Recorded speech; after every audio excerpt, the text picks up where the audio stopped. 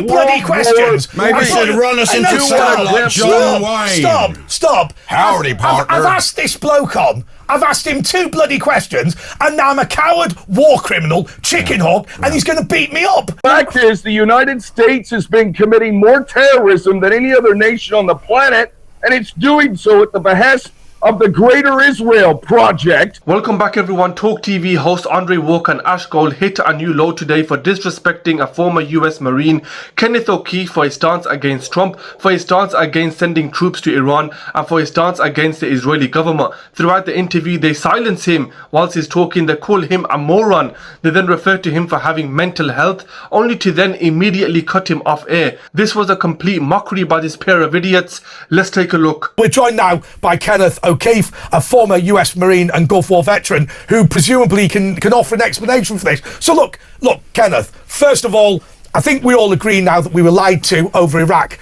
and Afghanistan, so I get the whole idea of not invading. But what I don't understand it's not a lie in this case, is why we shouldn't stop the Iranians getting nuclear weapons, and moreover, why we shouldn't form some sort of solidarity with the oppressed Iranians who want rid of their crazed government. So, having been to Iran several times, having been to Palestine, and actually being a U.S. Marine who fought in war as a machine gunner in combat, I can tell you, first off, those of us that have been to war, unlike those who have not been to war, perhaps present company included, they seem to be a lot more aggressive about war. But I can tell you 22 American service members a day who committed suicide because they went off to fight an illegal, immoral, war criminal war that was a war of aggression based on a false pretext from a lying media. They don't feel good about that. What about the 350 Marines blown up by Iran? They kill themselves. What about the 350 US Marines? Hang on, Kenneth. You're a talker. No, hang on a second. Your own brothers in arms were murdered by Iran. 350 US Marines blown up and murdered. Hang on, I'm confused. Did you fact check that like you did the 40 beheaded babies? Right, the 40 beheaded babies. Hang on a second. Did you Stop. fact check that? Remember that last time there? Right, I'm confused. Change the record. Guys, it gets worse, don't worry. They ask him a question. Kenneth then talks about the 22 American servicemen a day who commit suicide because of the lies they were told by the media, who then went off to fight an illegal, immoral war. Kenneth knows exactly the effects war has on people through his own experience. We all know that 13% of all homeless people in America are veterans. They've been used and abused, and it's people like Talktv hosts who sit on their fat asses and, as Kenneth says, seem to be more aggressive about war than those who have actually fought in war. If you're listing the reasons why we shouldn't repeat Iraq and Afghanistan, don't I just say to you, we're not repeating it?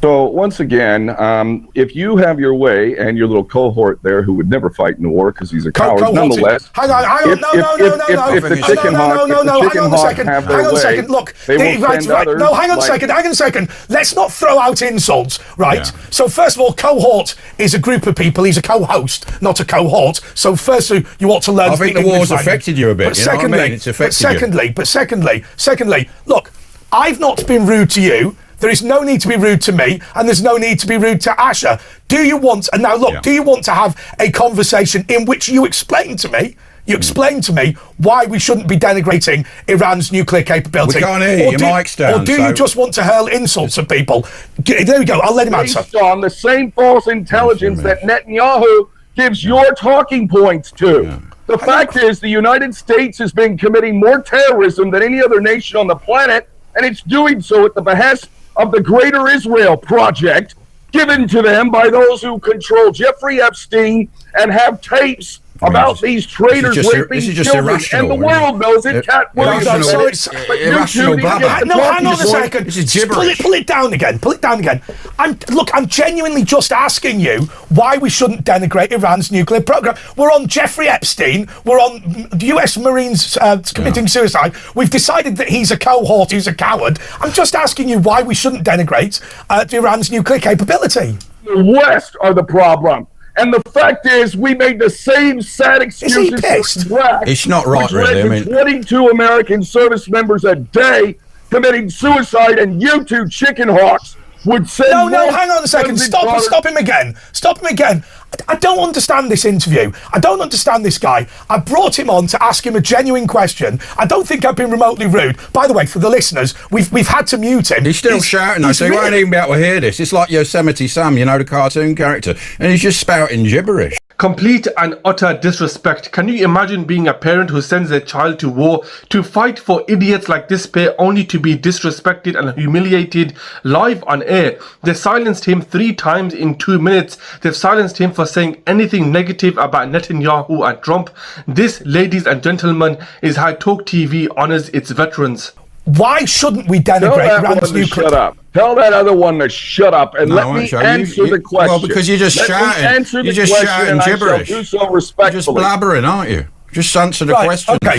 Why shouldn't we denigrate? 4th time. Wow, why shouldn't we try and be succinct with your points?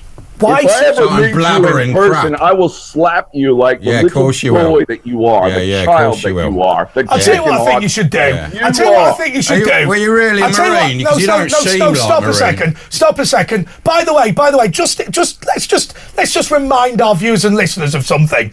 This obnoxious moron that we brought on the show with his ridiculous hat and his even more ridiculous abusive beliefs.